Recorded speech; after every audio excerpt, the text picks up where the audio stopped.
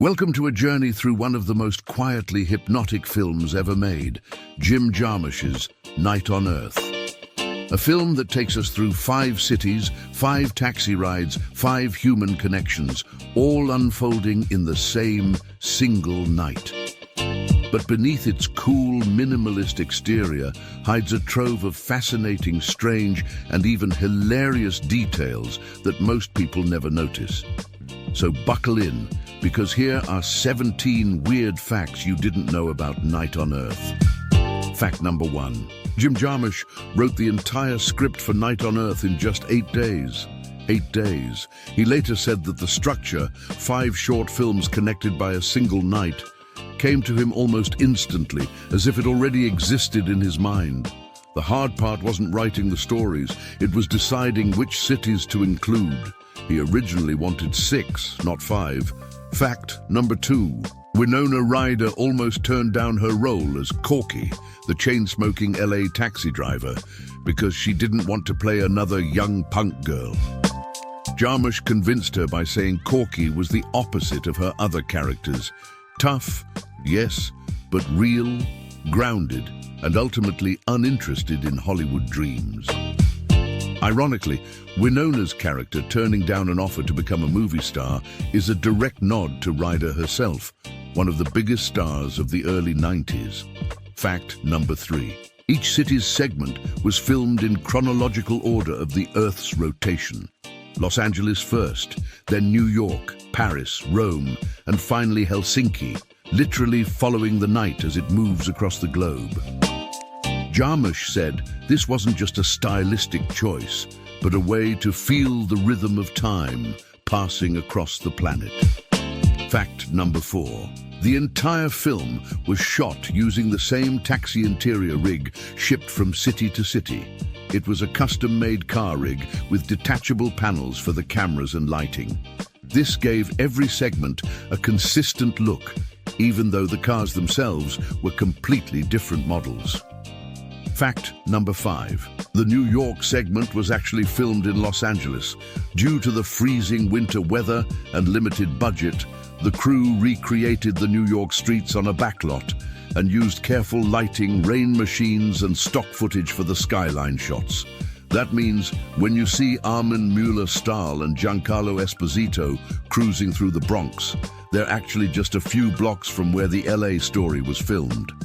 Fact number 6. Speaking of Armin Mueller-Stahl, the actor spoke almost no English at the time. Jarmusch communicated with him through German and mime gestures, relying on a translator to direct his performance. Many of his English lines were written phonetically, and he memorized them purely by sound. Fact number 7. The Paris segment contains a subtle visual reference to Wings of Desire by Wim Wenders. The blind woman, played by Beatrice Dalle, wears a long black coat similar to the angels in Wenders' film. Jarmusch admired Wings of Desire deeply and even said the Paris segment was his earthbound response to that movie's celestial gaze. Fact number 8. Roberto Benigni improvised most of his dialogue in the Rome sequence. The entire story, him confessing to killing a priest while giving a ride to another priest, was loosely scripted. But Benigni went on wild tangents that had the crew laughing so hard they had to redo takes constantly. The priest's actor reportedly fainted for real during one of the scenes, exhausted by Benigni's manic energy. Fact number 9. The Finnish segment almost didn't happen. Jarmusch struggled to find funding for the Helsinki portion, as most financiers wanted a more marketable city like London or Tokyo. But Jarmusch insisted on ending the night in a cold, quiet, working-class place. He said, the night had to end with exhaustion and grace, not glamour. Fact number 10. Tom Waits not only composed the soundtrack, but recorded most of it before the film was shot.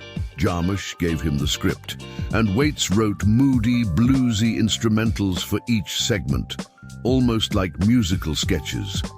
The production team then used those recordings on set to help actors and cinematographers set the tone. Waits later joked that he scored the film backwards. Fact number 11. There's a subtle pattern in the film's lighting.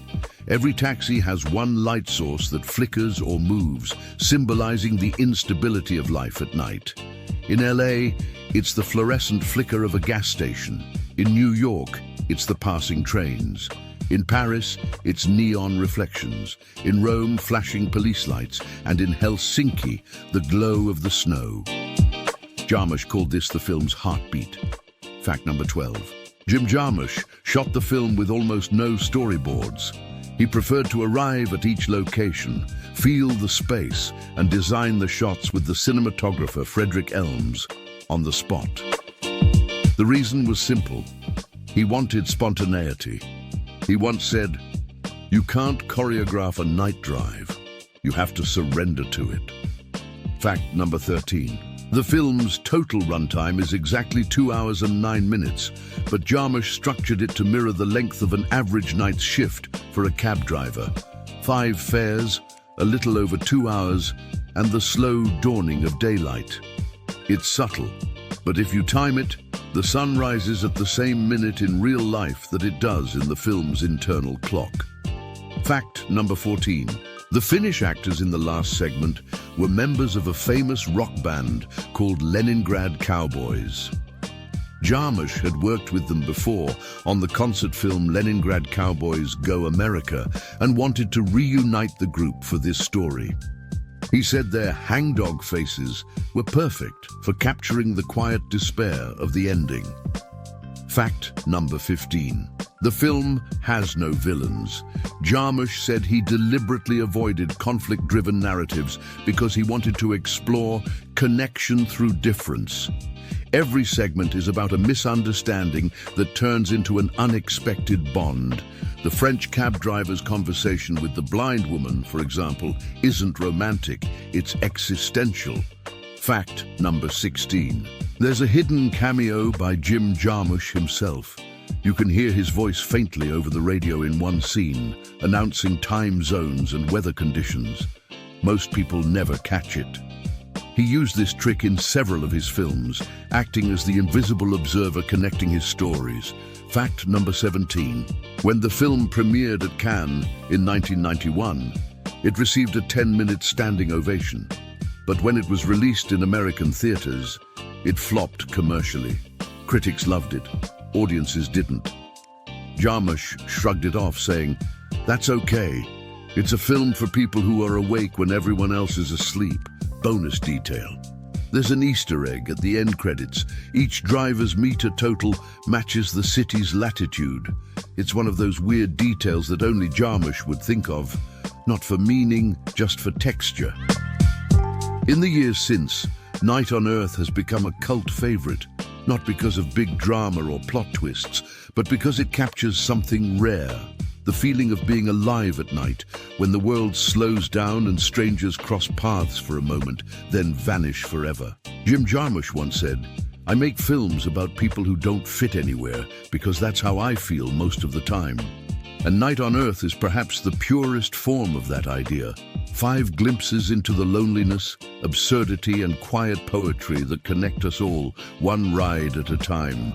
17 weird facts, 5 cities, 1 unforgettable night.